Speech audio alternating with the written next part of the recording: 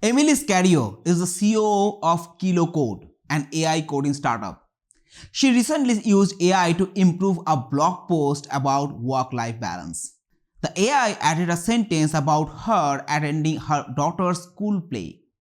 One problem: she doesn't have a daughter. She has 3 sons. She spent half as much time reviewing the AI's output as she did writing the original post, just to catch errors like that. That's the hidden cost of AI. And it's happening at scale across every company using these tools. If you are shipping AI generated content or code, please subscribe to the channel, because what looks like a productivity win might actually be a bleeding time, money and trust. Also, if you want a full framework on managing AI quality at scale, please check out my upcoming book Orchestrate. The link is in the description. People are calling it AI Slop. Low quality AI output that looks fire on surface but falls apart under scrutiny. Merriam-Webster even made it their word of the year for 2025. That's how widespread this has become. Here's what is happening. A Workday survey of 1,600 companies found that nearly 40% of AI's value is lost to rework and misalignment. Only 14% of employees consistently get clear positive outcomes from AI. Nearly 40% of the value goes to fixing mistakes.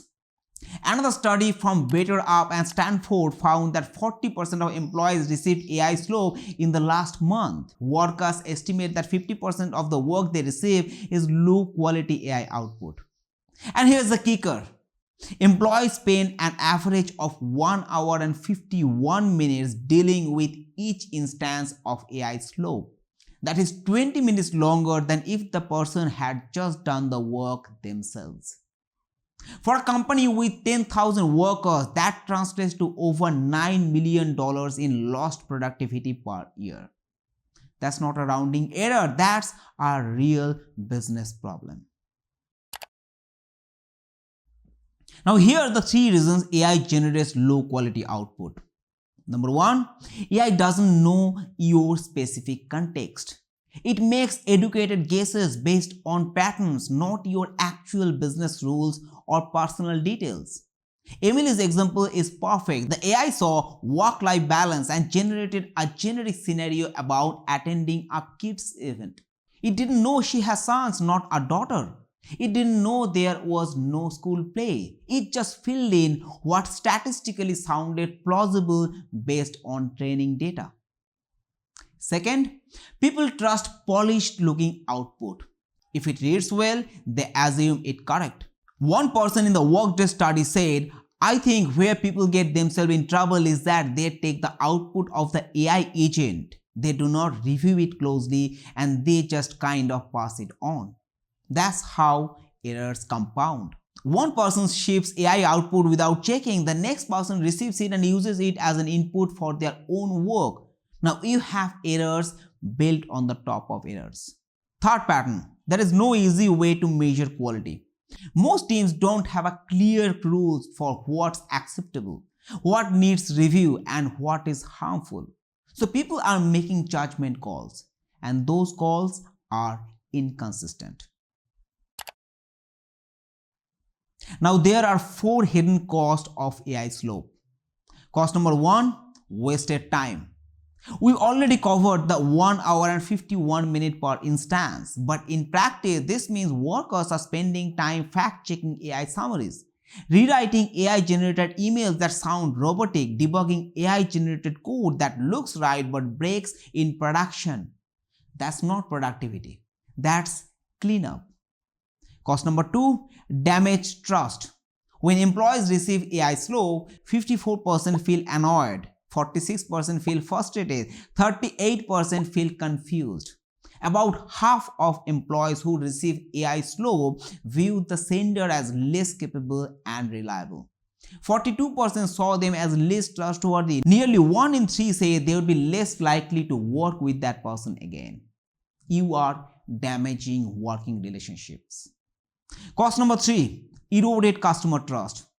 This isn't just internal. When AI Slop reaches customers, they stop trusting your platform. YouTube CEO said managing AI Slop is the priority for 2026. Why? Because low quality AI videos are flooding the platform. Viewers can tell and they disengage. That same thing is happening on Pinterest, Quora, and every content platform that allowed AI generated content without quality controls. Cost number 4, failed ROI.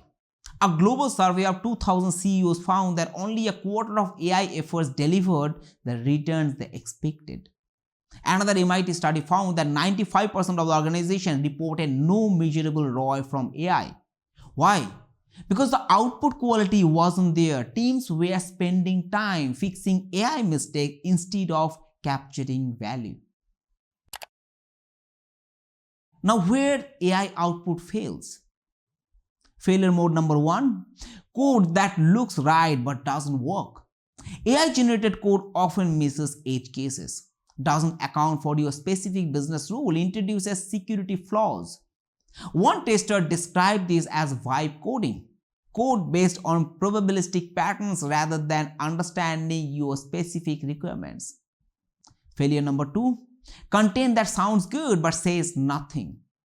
AI generated copy is generic, buzzword heavy. Readers can tell, they tune out. Failure mode 3, the feedback loop problem. AI models train on data from the internet. As the internet fills with AI slope, new models train on that slope. Quality degrades with each generation. Researchers call this model collapse. The web is polluting itself. Now, there are 4 ways to control the AI quality. Fix number 1, build evaluation agents. Do not just rely on humans to catch errors. Create agents that evaluate AI output. Some teams are using what called agent eval, AI agents that check other AI outputs for quality. They look for hallucinations, factual errors, tone mismatches. You can build simple evaluation agents that check, does this output match our style guide? Does this include required elements? Does this contradict known facts?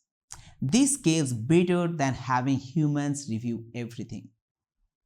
Fix number 2, implement automated quality gates. Before any AI output reaches production, it passes through checks. For code, run automated tests, security scanners, linting. If AI generated code doesn't pass, it doesn't ship. For content, check readability scores, fact check against your knowledge base, flag generic phases.